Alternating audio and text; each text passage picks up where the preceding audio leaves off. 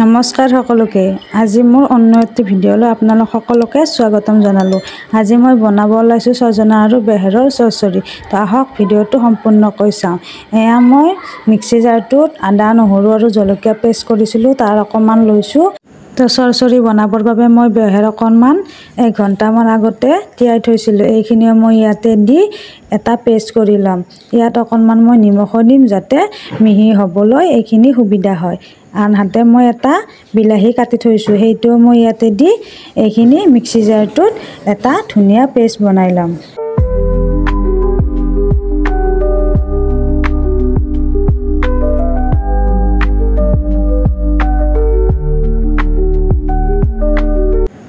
এয়া মই ছজনাখিনি ভালকৈ ধুই পখালি থৈছোঁ। তাৰ লগতে মই এটা আলু কাটি লৈছোঁ আৰু পিঁয়াজ আৰু জলকীয়া আনফালে কাটি লৈছোঁ। এতিয়া মই গেছৰ ফ্লেমটো অন কৰি এটা কেৰাহী বহাই দিম। তাত মই অকণমান মিঠাতেল দিছোঁ। এইখিনি গৰম হোৱাৰ পিছত তাত মই পিঁয়াজ আৰু জলকীয়াখিনি দি দিম।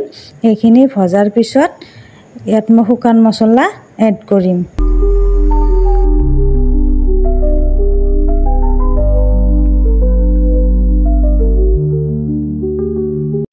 শুকান মছলা মই ইয়াতে ব্যৱহাৰ কৰিম নিমখ, জিৰা, ধনিয়াৰ গুড়ি আৰু হালধিৰ গুড়ি। এইখিনি মই তেলত দি অকণমান সময় ভাজি ল'ম। তাৰপিছত মই যি মিক্সি জাৰৰ পেষ্ট বনাইছিলোঁ সেইখিনি মই ইয়াতে ঢালি অকণমান সময় ভাজিম।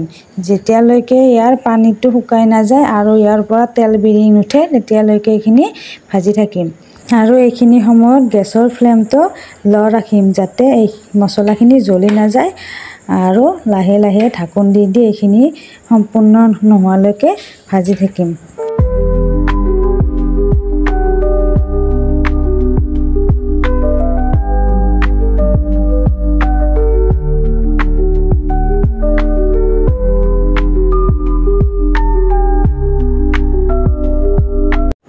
এতিয়া প্ৰায় এইখিনি হ'বৰ হৈছে। ইয়াৰ ওপৰত তেল বিৰিঙি উঠিছে। এতিয়া মই ইয়াৰ ওপৰত কাটি থোৱা ছজনা আৰু আলুখিনি ঢালি দিম আৰু অলপ সময় এইখিনি লৰাই থাকিম।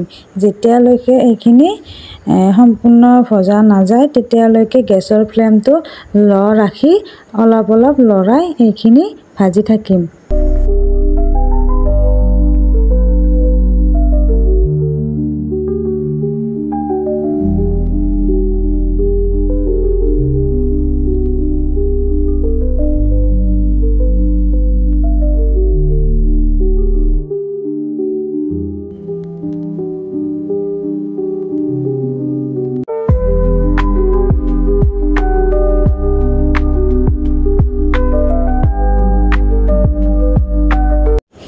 এতিয়ালৈকে আমি ইয়াত কোনো পানী ব্যৱহাৰ কৰা নাই।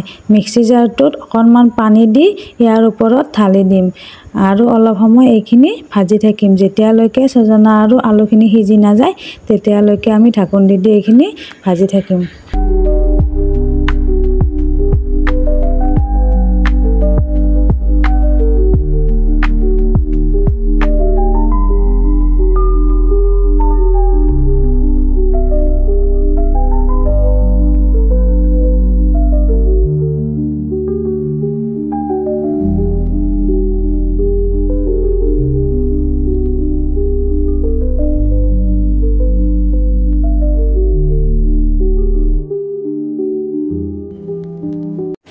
এয়া আমাৰ ছজনাৰ চৰচৰি এতিয়া সম্পূৰ্ণ হ'ল। এতিয়া মই গেছৰ ফ্লেমটো অফ কৰি দিছোঁ।